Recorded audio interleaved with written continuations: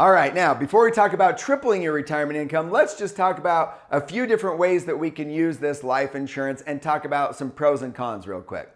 So you can use this to pay for college. I teach that in secret number 3. You can use this for weddings. My oldest daughter just got married. You can use it for something expensive like a wedding or any other major capital purchase. You could use it to buy a car with if you wanted to. Why? Because maybe the interest rate is lower and you don't have to make any loan payments. But you could make a loan payment just like paying a bank, but now you pay yourself back. Works pretty great.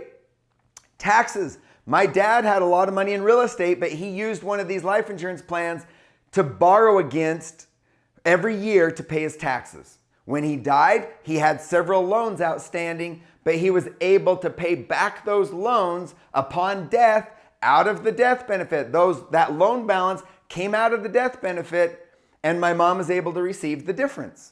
Works great to use to borrow for taxes. All right. How about retirement and other investments? Obviously, we just looked at a lot of retirement examples, but you could also take a loan to put down on real estate, or maybe the stock market crashes and you can borrow money and invest in the stock market and catch the wave going up. Works great for that as well. Double the retirement income. We're going to talk about tripling your retirement income in a minute. But double the retirement income. Uninterrupted compounding interest is the secret. Competitive indexed returns.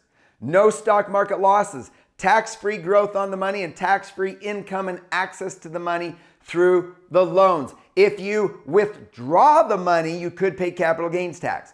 But if you use the loans, it's income tax-free. Income tax-free death benefit, okay? Guaranteed loan approval, okay? Guaranteed, no application process. Fixed 5% loans if you choose the right product and the right insurance company. Some insurance companies are charging variable loans that could go up to like 15%. Be careful with those. That could blow this plan up in a hurry, okay? Flexible payments on those loans or no payments at all, or flexible payments into the life insurance. You, again, don't have to put in that maximum amount. If there's a bad year, you could skip a year, all right? There's flexible payments. If you already have like a whole life policy or a universal life policy or like a variable universal life policy and you like this indexed idea better, you can move that money over without any tax consequences. That's what we call a 1035 exchange. What are some of the negatives? Limited access in the early years. You remember it was like 12 years, 10 to 12 years before you have access to all of your money. So that's, something to consider. There are ways around that, but that is something to consider.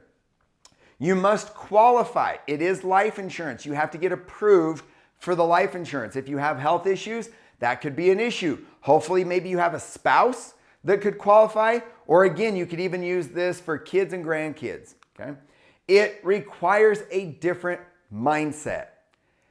If I haven't blown your mind yet, I will blow your mind in a minute when I talk about the next step, but this does require a completely different mindset.